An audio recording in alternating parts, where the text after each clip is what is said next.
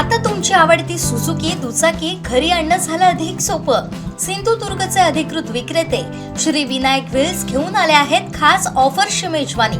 मग वाट कसली बघताय, आजच आपल्या स्वप्नातील राईड बुक करा। पत्ता प्लॉट नंबर 92 MIDC तालुका कुडाळ जिल्हा सिंधुदुर्ग। देवगड तालुक्यात शनिवारी सायंकाळी झालेल्या वादळी वाऱ्यानं मोठं नुकसान झालंय। बापर्डे, सौंदाळे, गोवळ, फणसगाव, विठ्ठलादेवी, तांबेवाडी आदी भागांमध्ये झाडं उन्मळून पडली तर अनेक घरांची छप्पर उडाली आहेत। या पार्श्वभूमीवरती पालकमंत्री नितेश राणे यांच्या आदेशानुसार प्रशासनानं तातडीने पाहणी दौरा केलाय। शनिवारी सायंकाळी अचानक आलेल्या वादळामुळे देवगड तालुक्यात अनेक ठिकाणी मोठी पडझड झाली। गोवळ, तांबेवाडी येथे शाळेचं छप्पर उडून एका वृद्ध महिलेच्या घरावर कोसळलं। सुदैवानं कोणतीही जीवितहानी झाली नाही।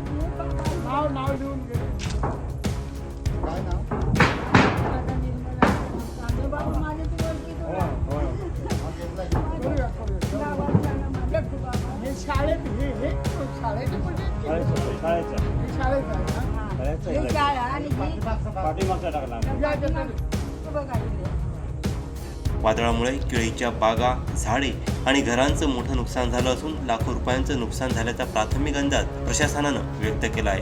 तहसीलदार रमेश पवार, सभापती गणेश राणे, उपसभापती अमोल लोके तसंच ग्रामपंचायत पदाधिकारी यांनी नुकसानग्रस्त भागांची पाहणी करत तातडीने पंचनाम्यांचे आदेश दिले आहेत। नुकसानग्रस्तांना जास्तीत जास्त शासकीय मदत मिळवून देण्यासाठी प्रयत्न केले जाणार असल्याचं प्रशासनानं सांगितलं आहे।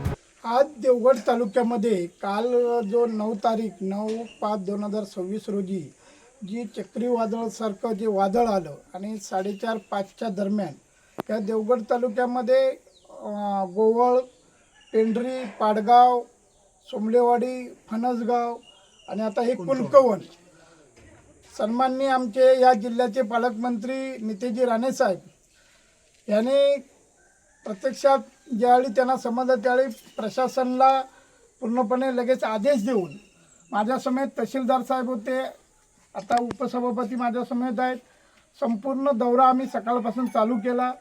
त्यानंतर लोकप्रतिनिधी या नात्याने, सभापती या नात्याने आम्ही दोन्ही सभापती उपसभापती प्रत्यक्षात घटनास्थळी जाऊन प्रत्येक घराची पाहणी करून आज या कुणकवण गावामध्ये आलो आणि हे आमचे विचारे, ह्या विचारांचं हे जे घर आहे आणि त्या घरावरती जे छप्पर होतं ते छप्पर पूर्णपणे पलटून गेलेलं आहे आणि बिचाऱ्यांचे आतमध्ये नुकसान झालेलं आहे।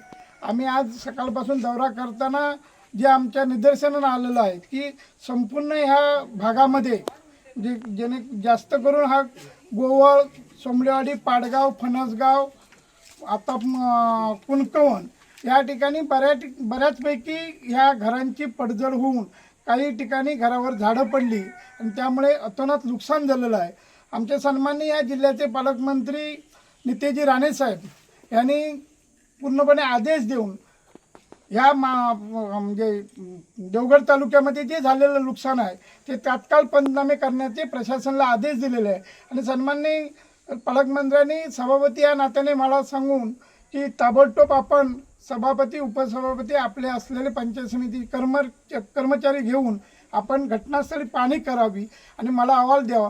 त्याप्रमाणे साहेबांना मी झालेल्या प्रकाराचं पूर्णपणे अहवाल देणार आहे आणि ह्या नुकसान भरपाईची साहेबांच्या माध्यमातून ह्या घर मालकांना जास्तीत जास्त जे नुकसान मिळेल याचा आम्ही प्रयत्न करू आणि साहेब त्या माध्यमातून आपल्या जिल्हा स्तरावर जो कलेक्टरच्या माध्यमातून जे नुकसान झालेले आहे ते देण्याचं काम करतील।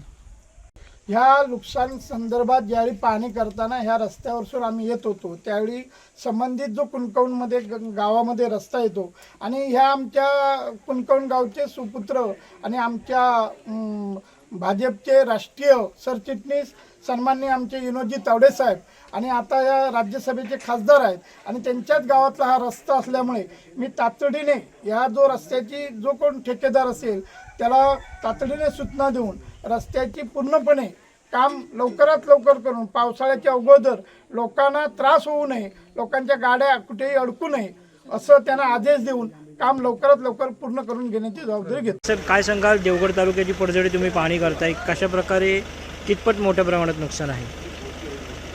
काल दिनांक 9 मे रोजी 4 ते 4:30 दरम्यान वादळी वारे आले आणि या वादळी वाऱ्यामुळे घरावरचे जे छप्पर होते ते वादळी वाऱ्याने छप्परचे छप्पर उडून गेले. त्याचबरोबर काही जुनी झाडं आहेत, आंब्याची असतील, नारळाची असतील, हे झाडं उमळून घरावर पडली. त्यामुळे बऱ्यापैकी नुकसान या भागात झालेलं आहे. आम्ही तातडीने कालच प्राथमिक अहवाल जिल्हाधिकाऱ्यांना पाठवलेला आहे. त्याचबरोबर स्थानिक कर्मचारी, तलाठी आणि मंडळाधिकारी यांनी पंचनाम्याचं काम सुरू केलेलं आहे आणि हे पंचनामे आजच पूर्ण करून जिल्ह्याला त्याचं रिपोर्टिंग करणार आहोत.